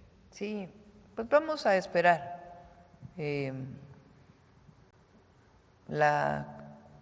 Luisa, la candidata, ya no reconoce el triunfo de Novoa. Entonces vamos a esperar. Gracias. Sí, a ver acá. No te da. Ya, yo creo que va a ser. Muchas gracias. Aquí y acá y ya cerramos por hoy. Presidenta, porque falta buenos humanismo días. mexicano, el zapatismo. Ajá. Soy Teremora Guillén, corresponsal del canal de las noticias en televisión abierta en Chihuahua y en Baja California, así como a nivel nacional en plataformas digitales. Presidenta, mi primera pregunta es… Acércate al micrófono porque bueno, no se oye bien. ¿sí? Mi primera pregunta, Presidenta, es… han surgido en redes sociales a últimas fechas distintas quejas de migrantes ilegales radicados desde hace varios años en los Estados Unidos. Indocumentados. De indocumentados. Las personas no somos y ilegales. han dejado de manifiesto la falta de acciones para la protección consular y la asesoría legal. ¿Cómo garantizará la Secretaría de Relaciones Exteriores una mejor operación de la red consular para apoyar a nuestros paisanos, a nuestros connacionales? Sí, se está haciendo una revisión muy profunda, ya lo hemos mencionado aquí varias veces, y yo creo que antes de que termine el mes de abril ya podemos presentárselas. La idea es que pues puedan tener todo el apoyo de nuestros paisanos. Muy bien, Presidenta. En Ciudad Juárez, Chihuahua, aún se encuentran parados ciudadanos venezolanos, colombianos y cubanos que ante la vigilancia de ambos lados de la frontera no se arriesgan a cruzar a los Estados Unidos. ¿Qué acciones se tienen contempladas para motivarlos a regresar hacia el sur y en particular a sus ciudades de origen? Es permanente el trabajo con ellos por parte de Migración, de Bienestar, también hay albergues especiales que tiene Bienestar, con la idea pues de apoyarles para que puedan regresar a sus países y si no, pues ver otras opciones en nuestro país. Presidenta, por último le preguntaría, con la reciente visita que tuvo con la CEO de Citibanamex, hablaron de si México podría adquirir Banamex y cuál sería el futuro del Fondo Cultural Banamex. Todavía están ellos en ese proceso, ya se separaron, Citi de Banamex, y hasta terminar el año todavía están viendo pues sus posibilidades. Hablamos con Citi, ya no hablamos con Banamex. Entonces, pues vamos a ver ellos primero qué opciones están planteando, antes de cualquier cosa. Presidenta, y por último, el secretario de Economía, Marcelo Ebrard, ¿continuará yendo a los Estados Unidos a sostener pláticas? Sí, hay buena comunicación, eso es muy bueno. Estuvo la semana pasada y en Estados Unidos las vacaciones son la siguiente semana, la semana de Pascua. Entonces, esperemos que podamos llegar a un acuerdo pronto.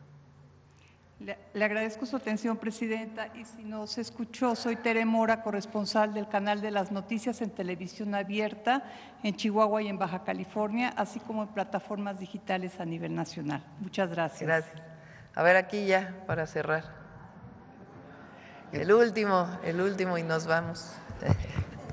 ¿Qué tal? Muy buenos días a todos y a todas. Juan Hernández de Diario Basta, Tabasco Hoy, Campeche Hoy y Quintana Roo de Grupo Cantón, lo que no escucha bien. Bueno, Presidenta, preguntarle cuál es lo importante de esta meta de vivienda que se está, esa nueva meta de vivienda que se está fijando, y en este caso, de qué manera va a impulsar el Plan México. Eso sería esta precisión en el caso de vivienda. Como decía, la vivienda es un derecho, eso es lo primero. Nosotros queremos, nuestro objetivo, nuestra visión, nuestro sueño es que todas y todos los mexicanos tengamos acceso a una alimentación saludable, tengamos acceso a un salario justo, tengamos acceso a la tierra y que podamos vivir de ello, tengamos acceso a la educación pública, desde preescolar hasta universidad, tengamos acceso a la salud y tengamos acceso a la vivienda, que son los derechos mínimos, además establecidos en la Constitución Política de los Estados Unidos mexicanos. Queremos que todas y todos los mexicanos tengan lo indispensable y además que sean felices, que eso les permita poderse desarrollar plenamente y que sean felices, y para eso hay democracia y libertades, acceso a la cultura. Esa es nuestra visión, y por eso este Programa Nacional de Vivienda para el Bienestar tiene ese objetivo: darle a las y los mexicanos que menos ganan el acceso a la vivienda. Ese es el objetivo principal. Pero en el proceso de construcción de vivienda, pues se generan muchísimos empleos. Este año se pueden generar pues cerca de por lo menos 800,000 empleos directos, y los indirectos, que hay quien dice que son 2 veces más o 3 veces más, dependiendo de las características de la vivienda.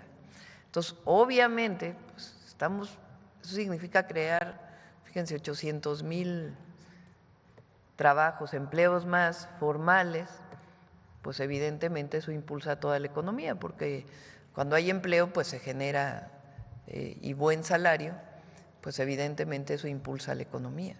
Entonces, por eso tiene que ver con el bienestar, con los derechos del pueblo de México y con el impulso a la economía desde abajo, que siempre ha sido nuestra visión. Bien, perfecto, doctora, perdón, vicepresidenta. Y bueno, 2 últimas preguntas. Uno, este fin de semana estuvieron muy activas las redes sociales, por un lado con una fake news, en donde se hablaba de que el expresidente Andrés Manuel López Obrador pues ocupaba ahí un jet privado. Eso es por un lado, y por el otro lado pues… Así que luego salió que era el jet del rey de España. De España, exactamente, ¿no? Bueno, es que leí una publicación que decía: contando 6 meses y el silencio de López Obrador. ¿Cómo les molesta que haya tomado una decisión y que la cumpla? Que es el retirarse de la vida pública. Ya esperamos que muy pronto podamos acceder a su primer libro, porque van a ser varios, eso sí me enteré, a su primer libro sobre el humanismo mexicano, para que podamos pues seguir conociendo sobre el pensamiento del presidente López Obrador. Pero dicen que en el avión se fue a Cuba. Así es. Que, bueno, no sé qué dieron itinerario de inventos. vuelo, matrícula, o sea, dieron detalles, pero a la hora de la hora precisamente es el… pero había otro expresidente que andaba en yate. Exactamente. Que decía que no tenía trabajo. Exactamente. Que estaba en la pobreza. Entonces, que vivía en Madrid, quién sabe con qué recursos, pero ahora ya se le vio en un yate, no sé quién, pero sí vi el video. Ese tipo de situaciones, ¿qué impresión le da? ¿Cuál es su opinión de estas dos, extremos, ¿no? Por un lado, la mentira reproducida por un…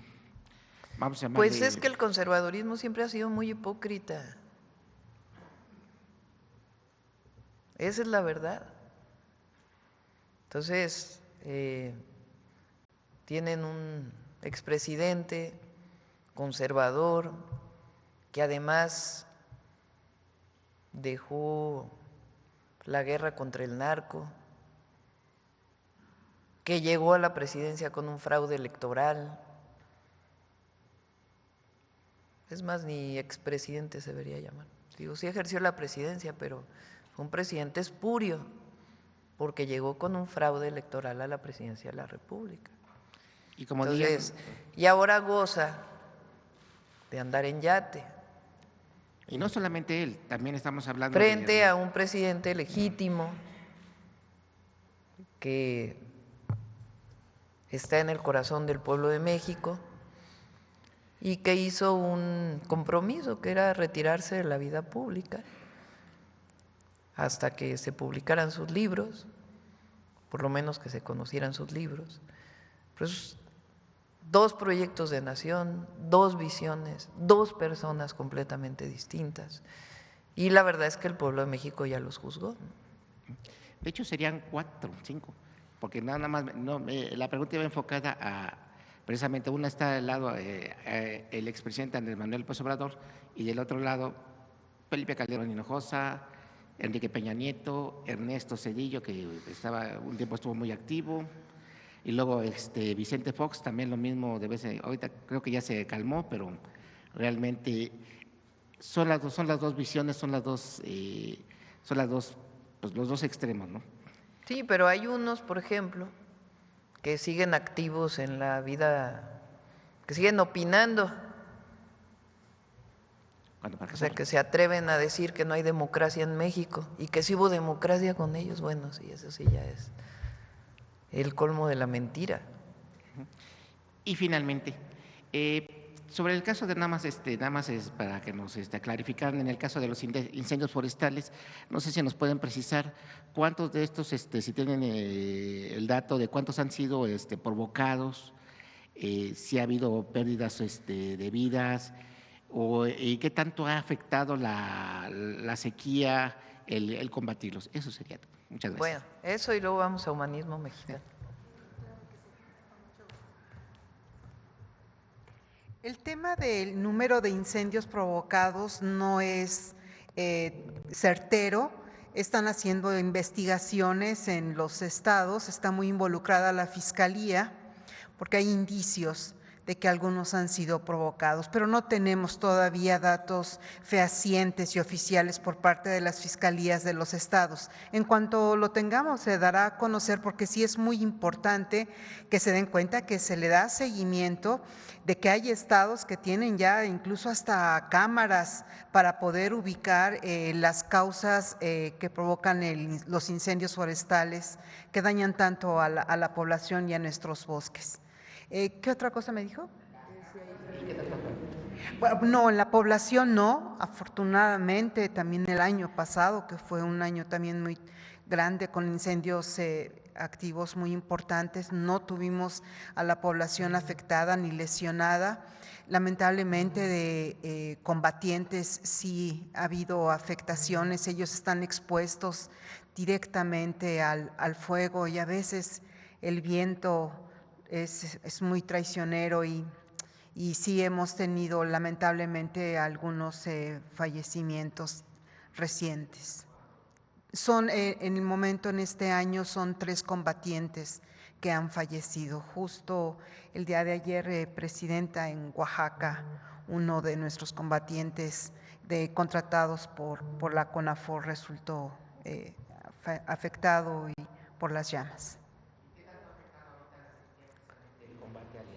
Sí, en efecto, es una de las razones más graves, más alarmantes. Todo el material combustible, es decir, la vegetación es muy seca y pues esto nos afecta directamente y los incendios se prenden más fácilmente. Sí afecta mucho el que haya sequía y que tengamos poca precipitación en lo que va del año, lo que comentaba en un principio. Gracias. Gracias, Presidenta.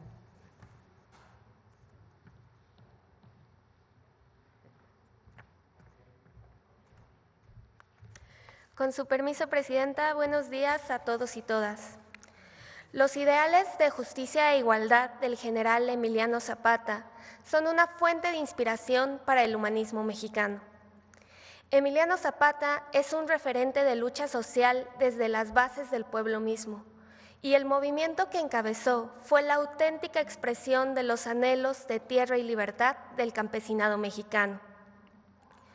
La influencia de su lucha es innegable en procesos históricos del siglo XX, como el reparto agrario de los años 30, el movimiento jaramillista en los 50 o el levantamiento en los Altos de Chiapas de 1994.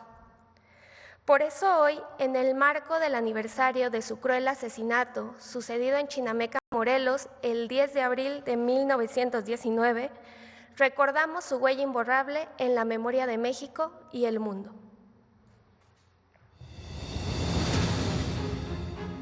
La Revolución Mexicana fue la primera revolución social del siglo XX y una de sus principales figuras es Emiliano Zapata. El general Zapata encabezó el Ejército Libertador del Sur, que luchó para defender las tierras de las comunidades indígenas y campesinos. Emiliano Zapata representa lo más limpio de la lucha revolucionaria. encarna la honestidad y la defensa de los ideales. Nombrado por las comunidades de Morelos, Zapata luchó por sus ideales y los derechos de los pueblos, no por el poder. Su imagen ha acompañado a movimientos sociales en todo el mundo, pues representa el agrarismo, la lucha por las tierras, la justicia y la libertad. Junto al lema de Tierra y Libertad, Emiliano Zapata es la bandera de los campesinos que defienden la tierra y los recursos naturales. Su principal demanda, que la tierra sea de quien la trabaja, se cumplió con el profundo reparto agrario realizado por Lázaro Cárdenas.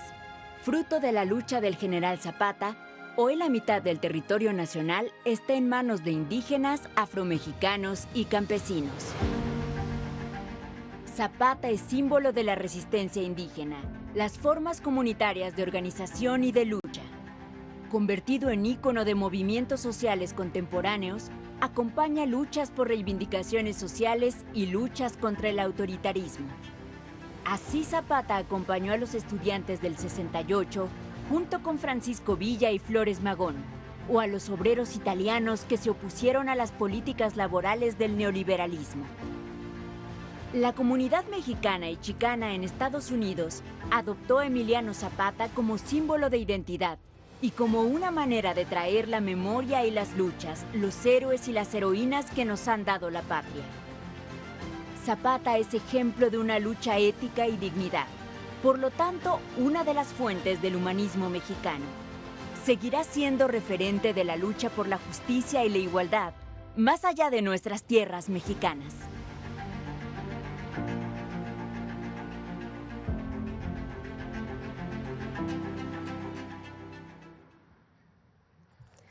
Zapata ha trascendido como símbolo de la defensa de la tierra y la organización comunitaria, y ello lo coloca entre los grandes luchadores sociales del mundo entero.